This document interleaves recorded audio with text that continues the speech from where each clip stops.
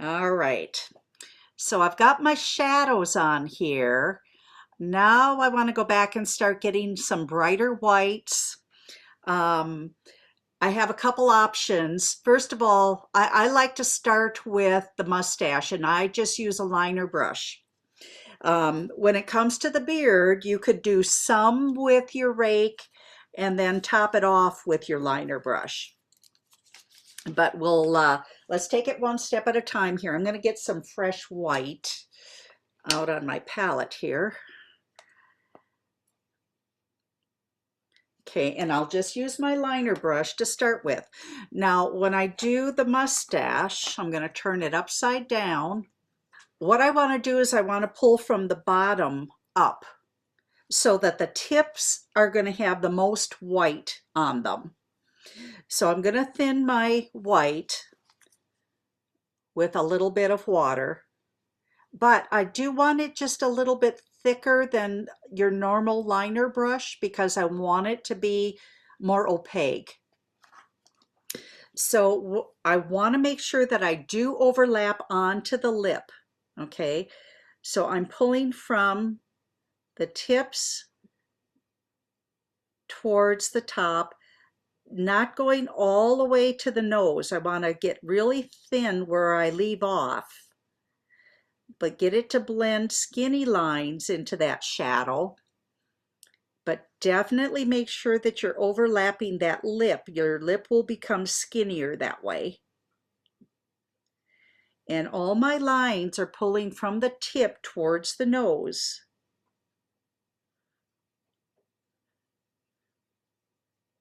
But real thin where it's going into that shadow color. Now, if you get a big bold one, sometimes I can blot it just with my finger. Or if I have to, I can always put a little wash of burnt umber back on top of a line that got to be too much. So just kind of working my way across and get those little curls on the outer edge, but a kind of a gradual pull towards that nose.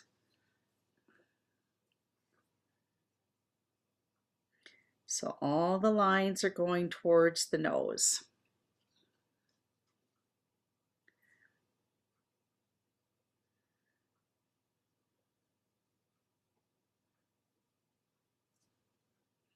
Okay, remember you still need to see some of all the different colors. So don't get too carried away and fill it in solid or you're going to lose your dimension. If that happens, then you have to go backwards. So nice bold, and see how that makes this lip look skinnier. We don't need the lip to be standing out quite so much. Little tips.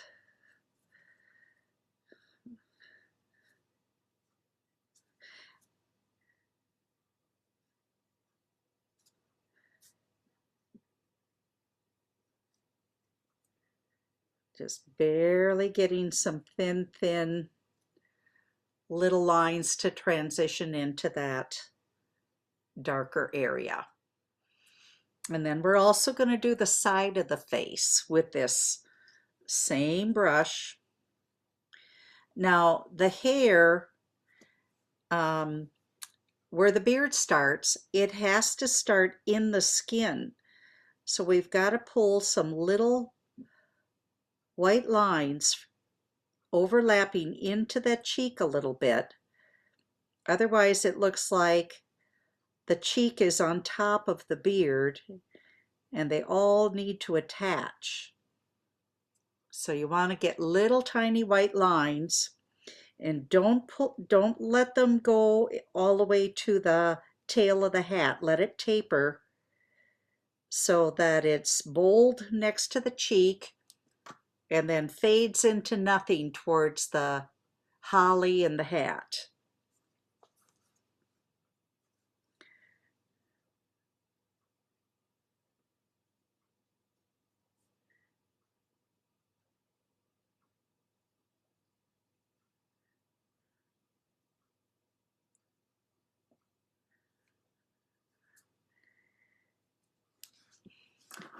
Now you can go all the way up a little bit with this, but the upper half where the crow's feet are, that's where you want to put like a little bit of a curl, because that would be more likely hair up there rather than beard. It's not going to be coming out of the face up there. It's actually coming from up higher. So give kind of a little curly, wispy hairs coming out from under the fur of the hat there. And it's okay to overlap onto the face just a little bit. Okay. Now, as long as we've got this, I think I'm going to do the fur next. So we'll stay all in that area that frames the face. If it's a bigger piece, I might have a tendency to use my rake brush, but with a smaller one, I think it's safer to get these white lines in with the liner brush. So I'm there again, I'm pulling from the tips in, and I'm going to start with the tips on the outside of the hat there. And I'm going to be making them in rows.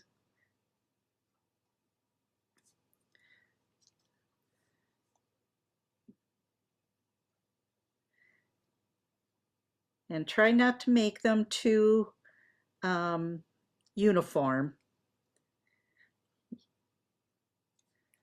You want a variety of shapes and sizes. And I want each row to have a couple that overlap the forehead and a couple that overlap onto the hat.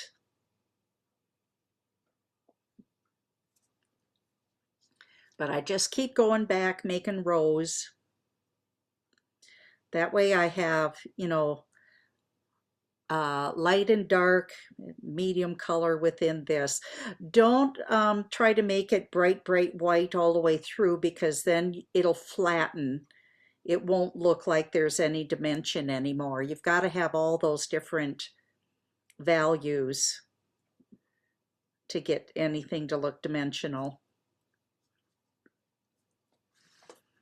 And I'm going to be a little bit more careful when I get back towards the tail of the hat, because I don't want to lose the darkness back there. But if I do, I can always float a little bit of the burnt umber again to soften any of those tips.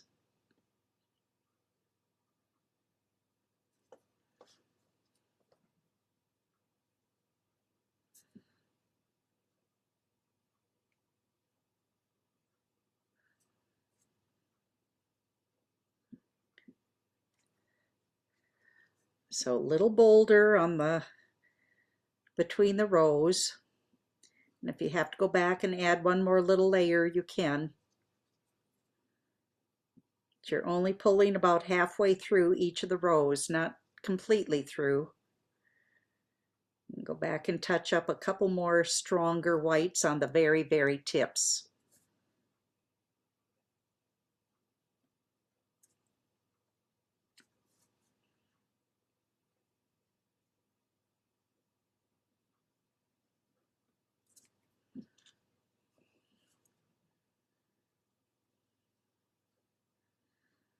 And I could always go backwards, you know, with lines of darker if I needed to.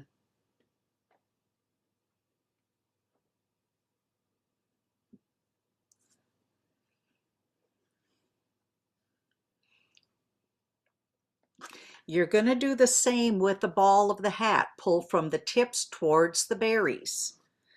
So there again, I'll pull it upside down. Just use the liner brush again. And the reason I do this now is because then I can avoid it easier when I do my beard.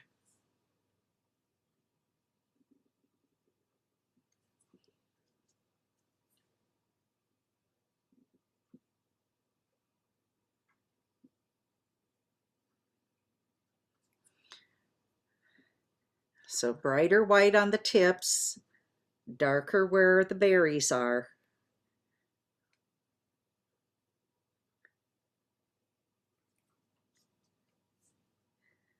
Still just using the titanium white watered down and your script brush.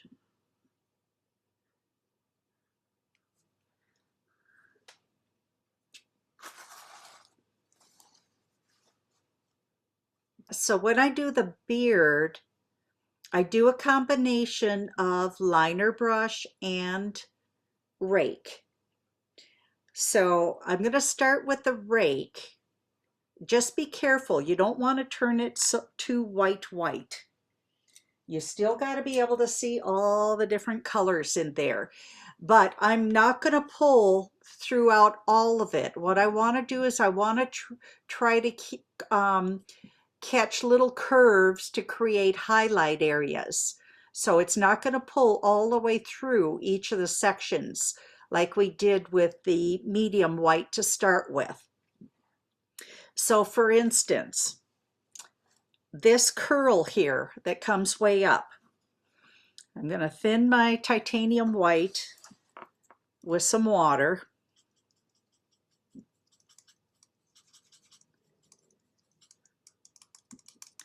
Okay, now usually when I first mix it, I get too much on the brush. So what I do is I blot it on my paper towel and then come back and pick up some of the paint. Make sure you can see the little tips.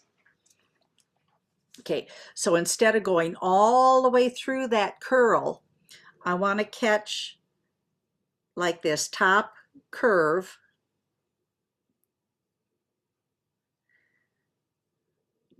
And then I want to catch maybe this bottom curve. Okay, I don't want to go all the way through. That way I've got highlight and then it's broken by some medium color. Catch a little bit of the top curve here.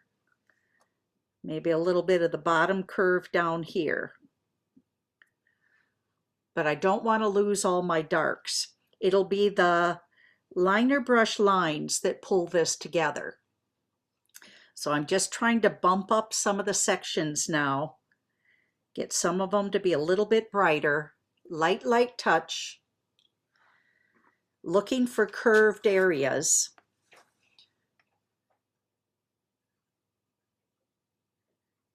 Not pulling all the way through this time. Kind of hit and miss some of the curves.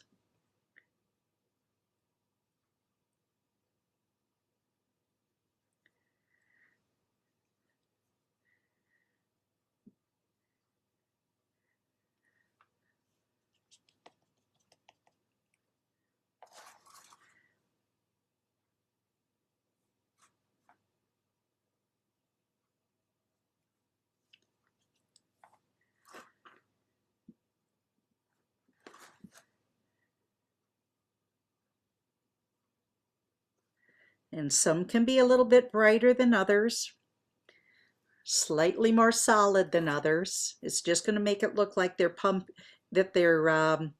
popping up higher.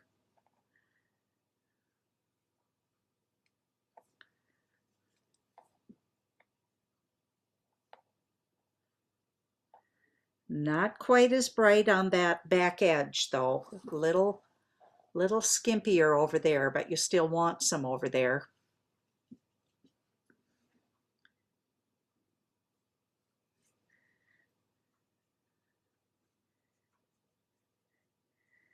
And now I'm just going back and getting just a few even brighter.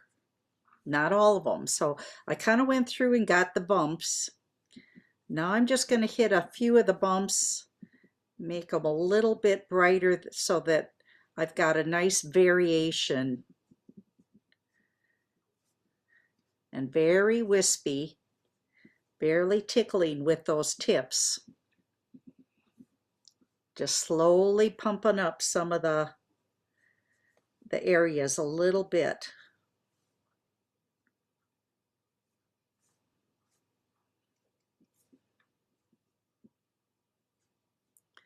And then the liner brush is going to pull it together. It's going to look a little messy still at this stage,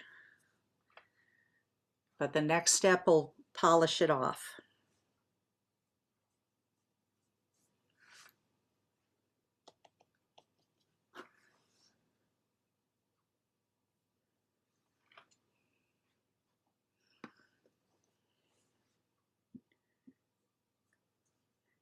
Be careful in your shadow areas. You want everything to interlock, but you don't want to lose the shadows.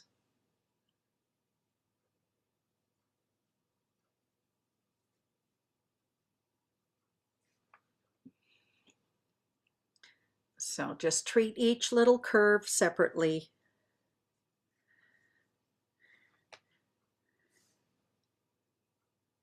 Okay, and I think I'm going to leave mine alone. So the final will be the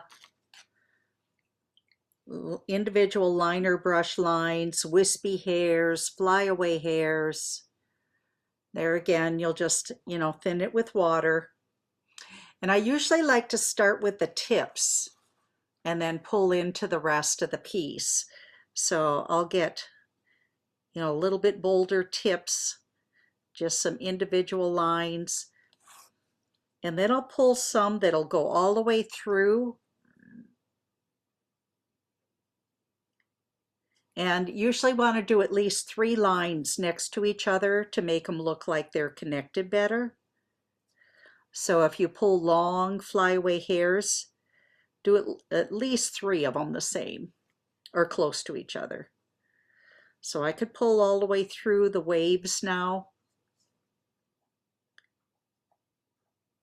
And you get a different thickness of line when you use your liner. So it looks like you've got another layer.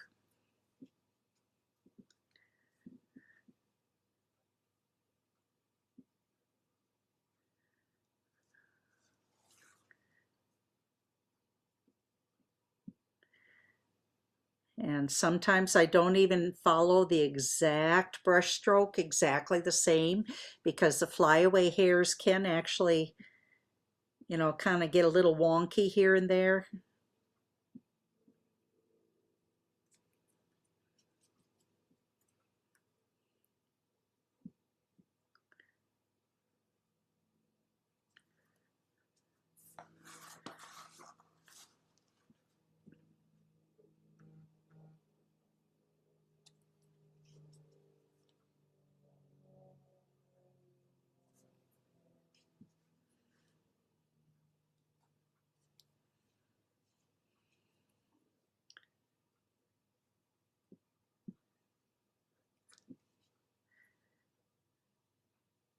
This will help finish him off as far as the beard. So this will be your final stage on the beard unless you need to tweak anything.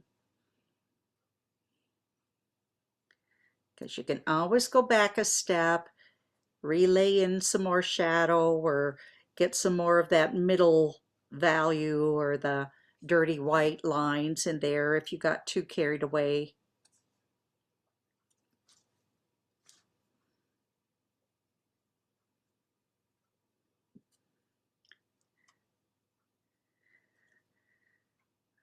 And his beard is obviously blowing, so it's not meant to be perfectly combed or lined up. The flyaway hairs can be kind of all over the place.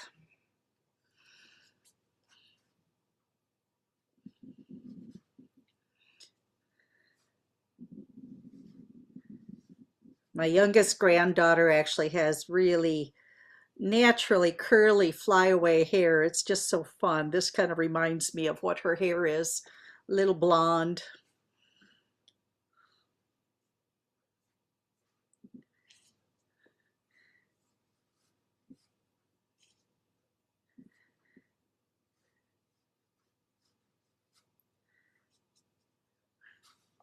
And kind of keep holding it back away from you every so often, because you don't want to lose, all that shadow. So keep getting back away from it. Take a look. See how I still have some real dark darks in between some of mine. I don't want to lose those because otherwise it'll all just look flat. It's okay to add little wispies here and there, but try not to lose all the dark darks.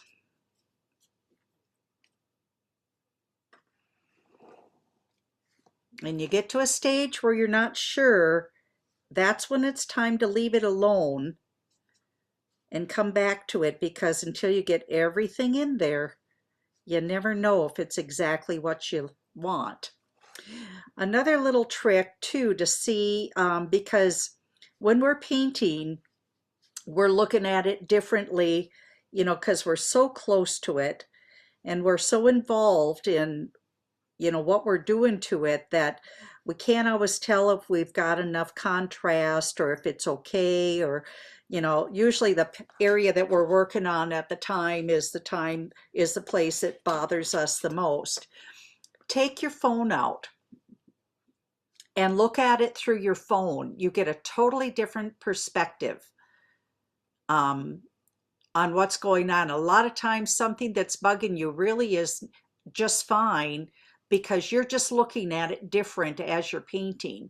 But when you look at it through the camera lens, it's a lot different. And of course, you can just go forever with this. It's hard to know when to quit, but I think I'll quit. I think I'll leave that alone. Okay, so I want to get the lettering filled in so it'll have a chance to dry before I come back and do the details. So this is where I'm going to use my rigger.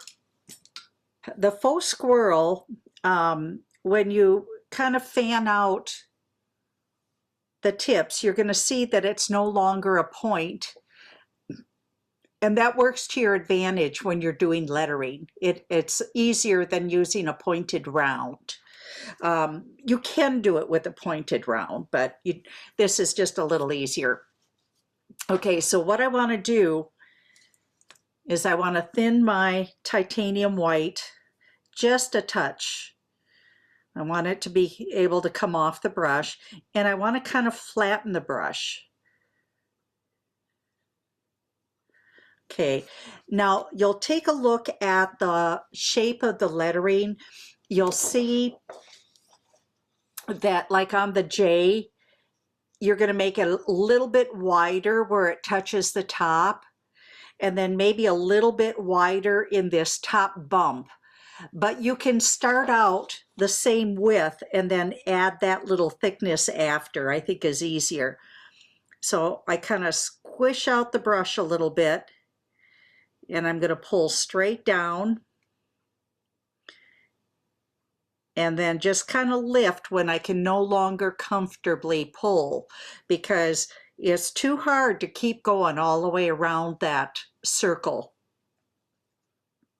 And then I'll reposition and come down that circle and connect it to where I left off.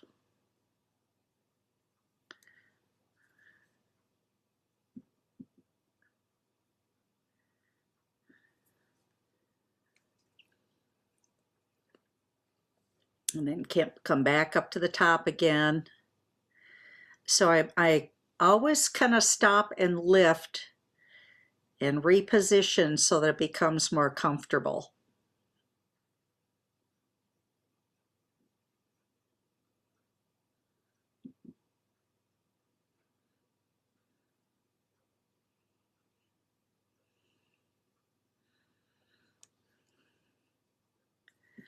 And then across the top of the J.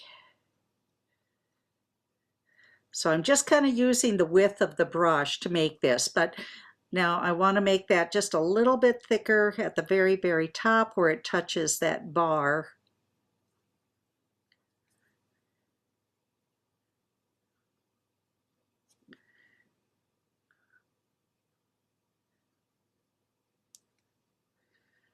And I'll do the same on the Y.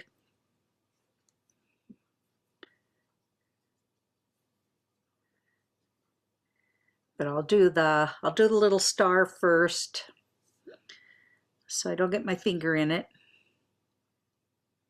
So I'm just treating each section separately on the star as well.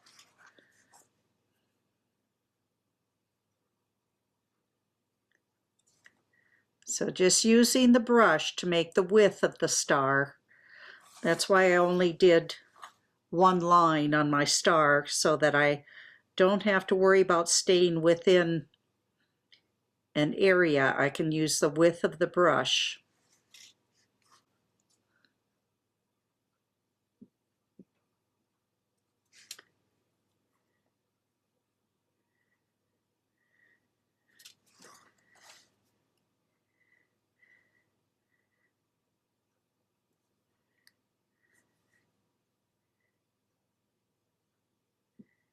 Get that filled in.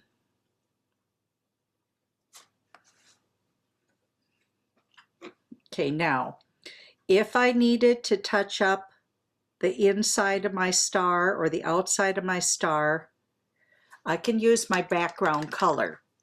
So if I want to be really picky and I want to get that inside of mine is a little bit wonky, I'm going to take, now remember we lightened up the center, so I've got to take aquamarine and put a little bit of white into it so that that area inside the star is lighter. But I can go back and I can fill in with a liner brush and clean up the shape of the star inside the middle of it.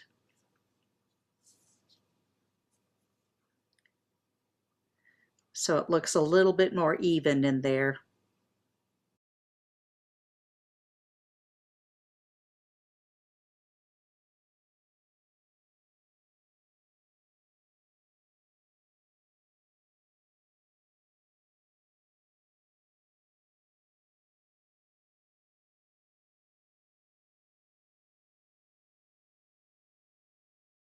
And then I'm not going to do the rest of the details on the star yet. I'm going to come back and do those afterwards. So I'm going to do the Y. Just kind of come down and taper off.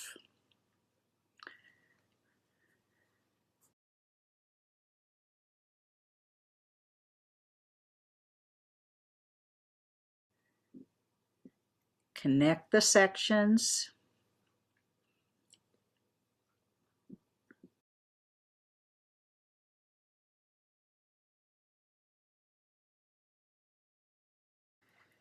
And I'm just putting just a quick light second coat.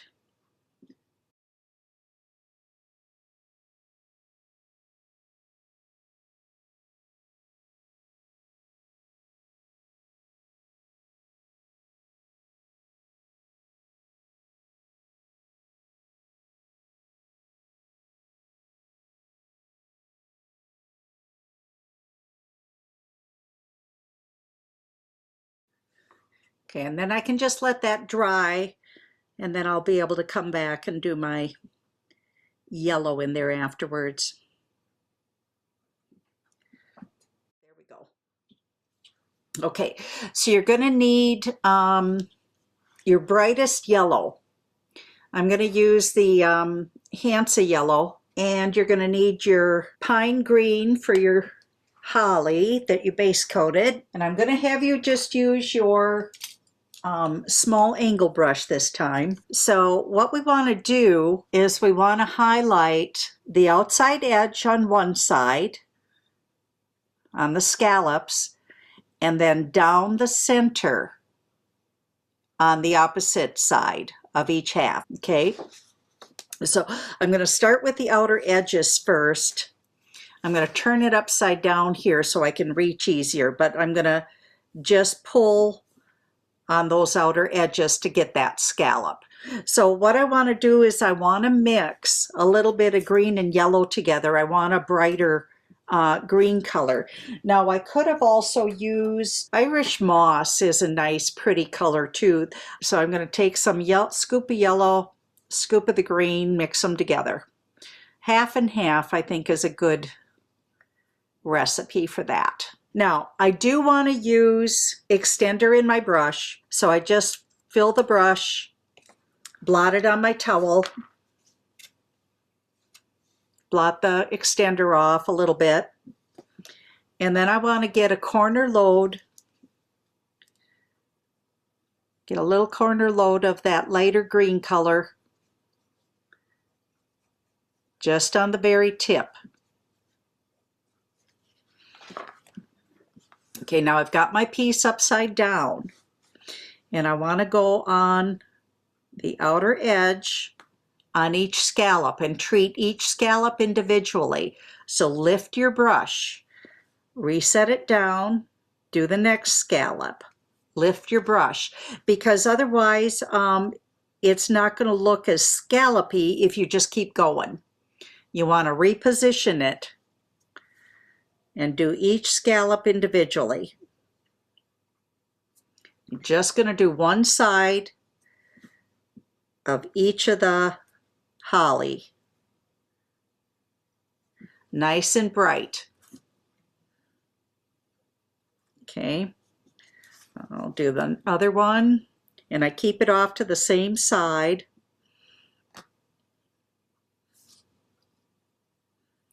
Lifting my brush after each curve.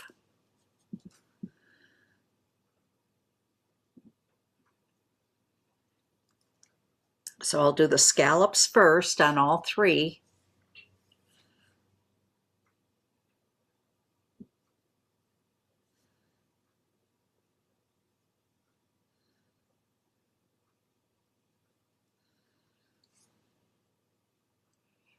Looks like I reversed on that bottom one. Oh well, I'm going to keep it as is.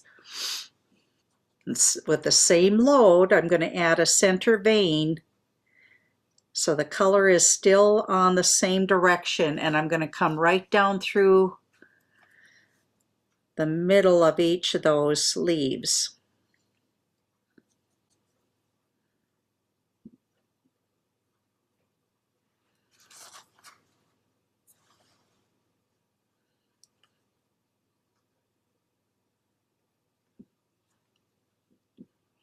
Okay, now see on the original, I had the highlight on the top edge of this leaf here, and you know what, I like that better, so I'm going to change mine. I'll end up filling this back in with just the holly color. So let me do it the way the original was done, because I like the way that came closer to his face. So I'm going to correct mine here.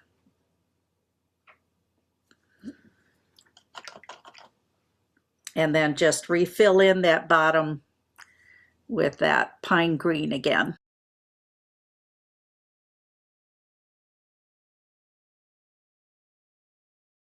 I want to have a lighter yellowy green to outline the very edge of the highlighted scallops. So I'm going to mix even more yellow into that green and use my liner brush and just outline.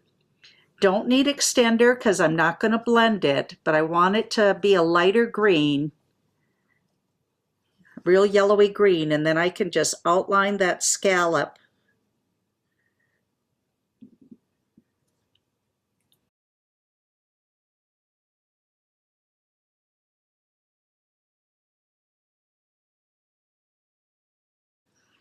Okay, then I want a darker green, so I'm going to put black into my pine green, and probably half and half, just water still.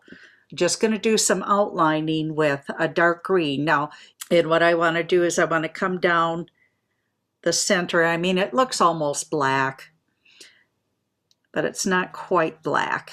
Just come down the center.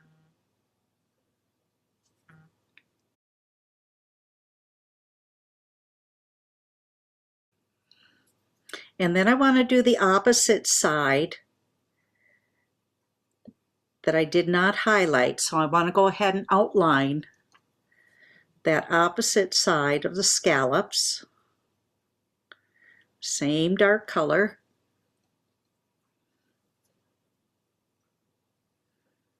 And then because my side that I highlighted next to the center vein there is not showing up as much as I want, I'm going to put a little corner load of that brighter color that I outlined with, and I'm going to re-float that next to the darker line so that that side of the leaf shows up again.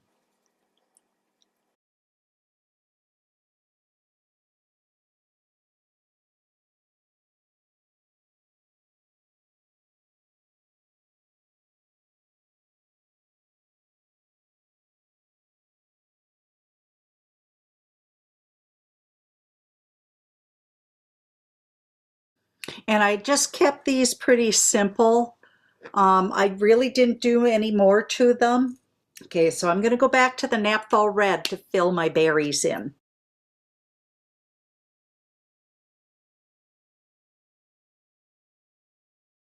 It's got a better coverage than a true red does. Anytime you mix a couple of pigments together, you get a more opaque coverage.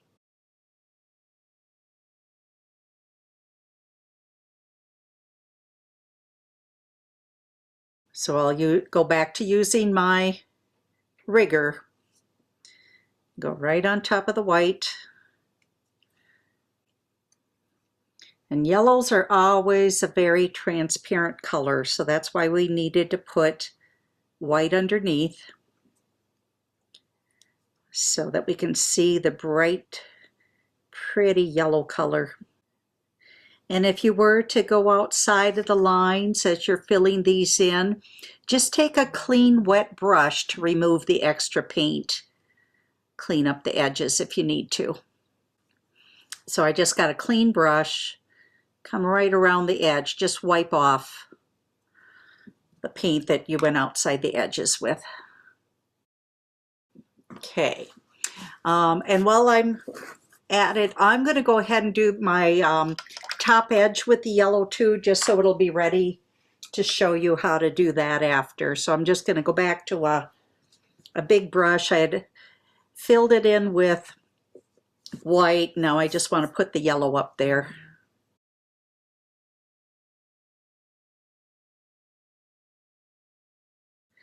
And you'll see I go across with the chisel edge when I'm trying to get near the edge of the area that was blue, or I could have, you know, made sure it was really dry and then put tape down so that I didn't mess into it. But a lot of times you're able to use that chisel edge nicely, be able to get that in there.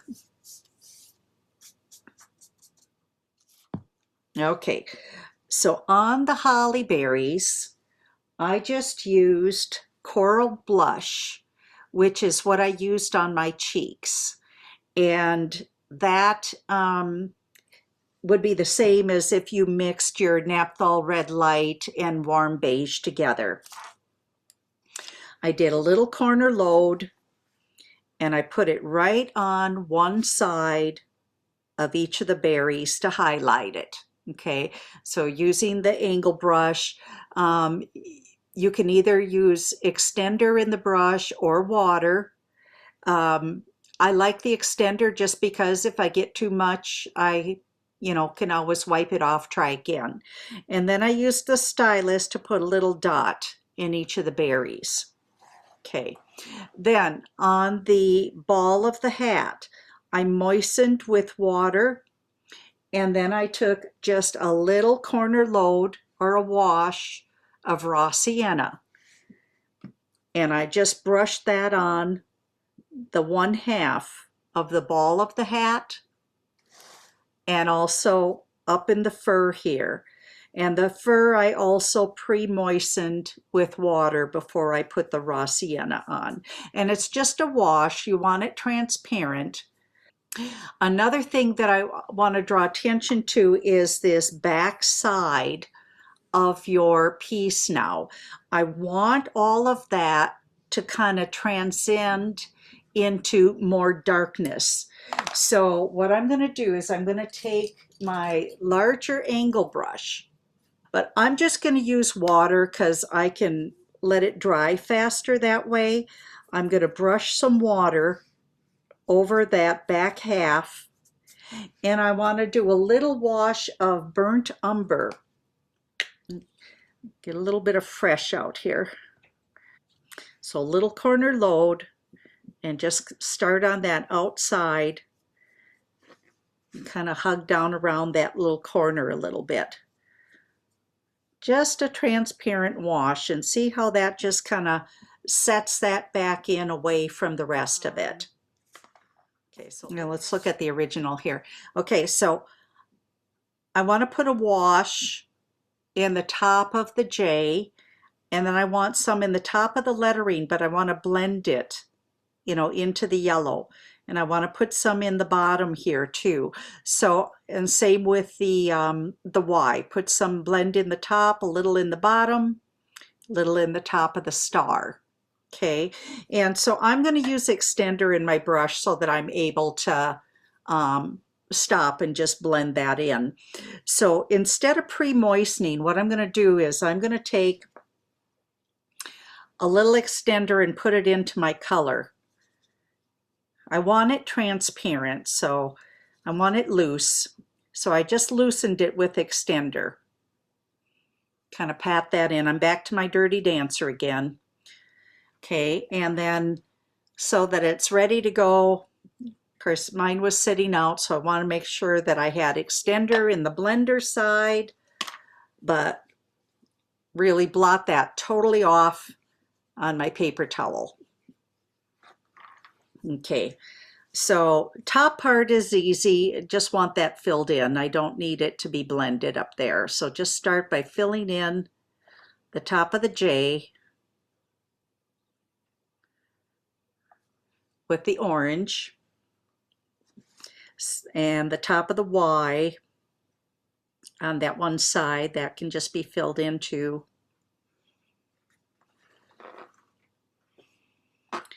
But then I want to have it come down. So I'm going to tuck some in this top part here. Have it come down about that far. So that's what, maybe 1/4 of an inch? And then where I stopped, I want to get that. I'm just going to kind of pat and just kind of soften that into the yellow. Same with on the Y. About 1/4 of an inch, fill it in. And then where I stopped, turn the brush over, use the blender to just kind of soften that into the yellow. Now you'll see I'm not dragging it down. If I drag it down, the color won't stop. You'll just continue putting it on. So I'm just tapping where I stopped with that color to make it blend into the yellow. Same with at the bottom, both the Y and the J. I'll just put some in the bottom curve and then just tap in each side to get that to blend. Now I've got a lot of extender in my paint color, and that's why it's blending so easily. If it was too dry, it wouldn't blend that easy. Same in the bottom of the J, and just kind of tap where you left off. Top of the star.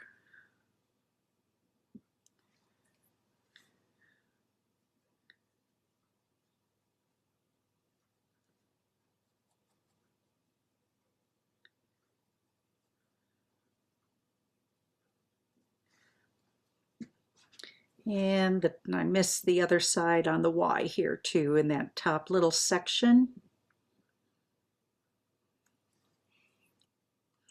Now, while I have that orange out, I want to put a little bit of tints of that in my hat. So not as far as I did the first time with that brighter red. I'm just going to put little washes and then soften. I probably got to get closer for you to even see it.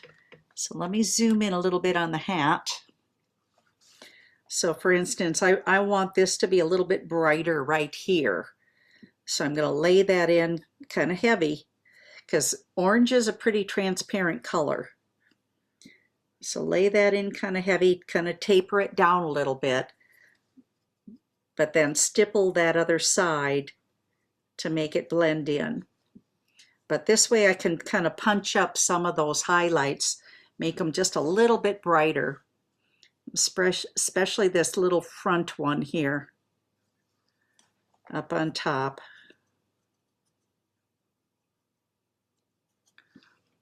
So that just the very front curves, just kind of tap it in. and then kind of stipple or tap the side you want to blend in. But that way that'll help pop it up just a little bit better. A little more dimension, maybe a little bit down here on the tail of the hat next to the holly, but don't go all the way up this time. You're just kind of doing smaller areas, just popping up a few places here and there.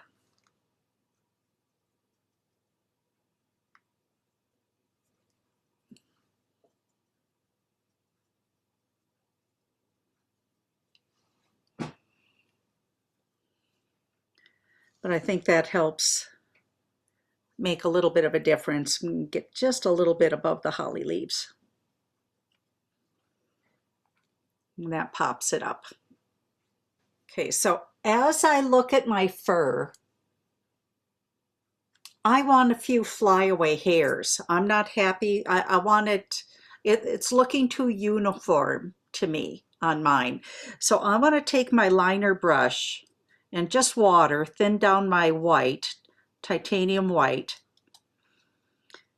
And I want to just kind of flip out a few little hairs here and there so it breaks it up a little bit. It's just looking a little bit too uniform. So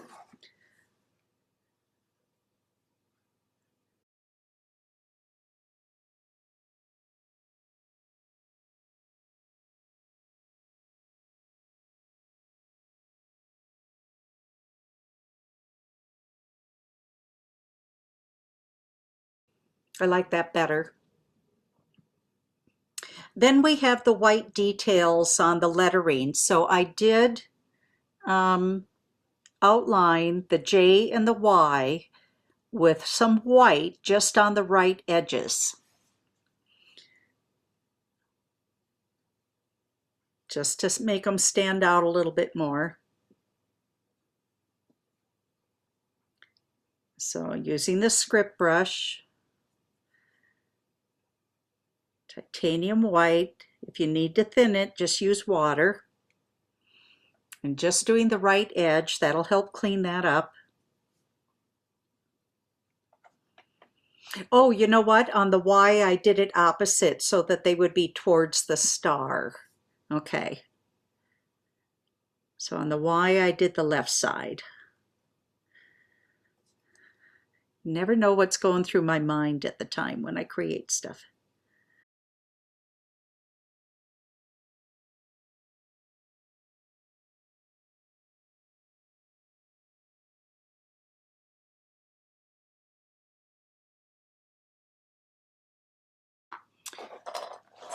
See if I can get my white in camera here. Okay, so I'm just going to use the wooden end of the brush, dip it in the white, and then get my big dots in between the star. You have to redip each time, otherwise they're going to get smaller and smaller. So you've got to redip for each dot. Get those in between the points. And you could put your own design on here. Whatever you want to do. It's just getting some extra little detail. And then I'm just filling in those little teardrops that are coming out from those big drops or dots. Just filling those in with white also. So using my script brush.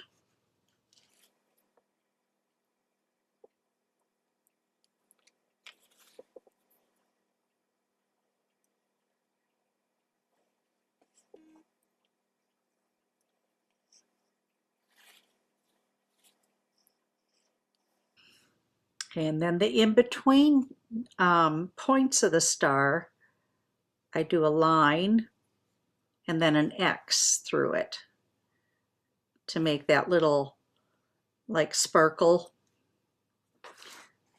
So I pull a line coming straight out from the point, but I'm not necessarily touching the point.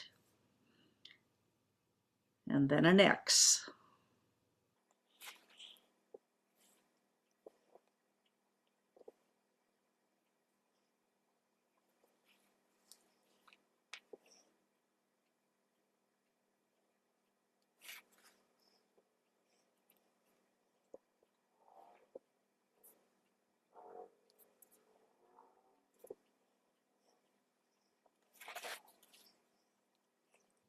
Okay, now I had a yellow dot in the middle of my star, and I'm going to see if I can't just do it thick enough and not have to put white first. Yeah, it's going to show. Okay, then the rest of the detail around the star is just little tiny dots, and do those with the stylus. So I put a dot in the middle of each of those little sparkles. Redip each time.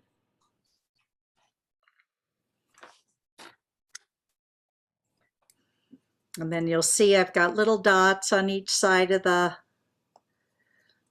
teardrop and one above it. So you just keep adding little details till you get a lot of stuff in there. Each side of the teardrop and one above.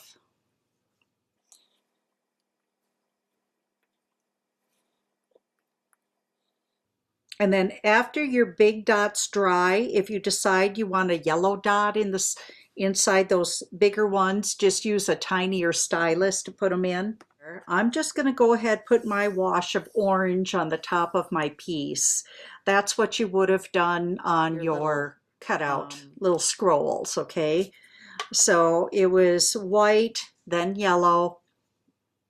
Then I would use a big brush to put water on, so that'll make it easier for blending. And you could use extender if you wanted to, but usually not necessary. And then I would still use this big brush, corner load of that orange, whichever orange you used on your lettering, you're going to use up here. And you're just going to brush that on the bottom half of your scrolls. Give you some extra color. Now I'll have to come up with something that I'm going to do to the top of this for some detail, because obviously I don't have the cutout.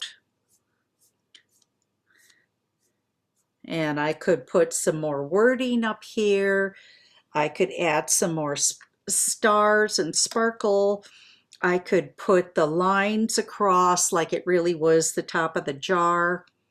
So I have some different options to finish this off. But just a wash of the orange on the bottom half.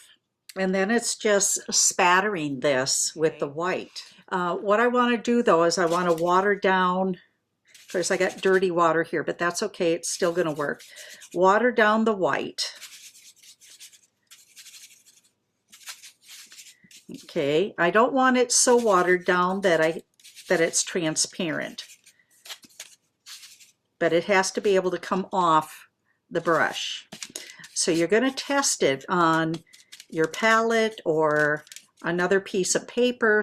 I'm going to just get a little colored piece of paper here so that you can see. So once I get it watered down as much as I think it should be,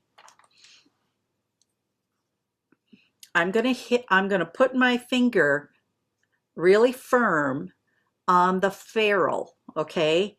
So I'm holding this finger on the ferrule and I want to tap handle against handle. Don't get so close or you're going to spray all over the place if you hit the other handle with the tip of the brush. You're doing handle against handle. So nope, I need more water because it wasn't coming off.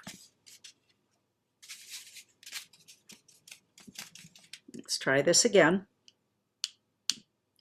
There.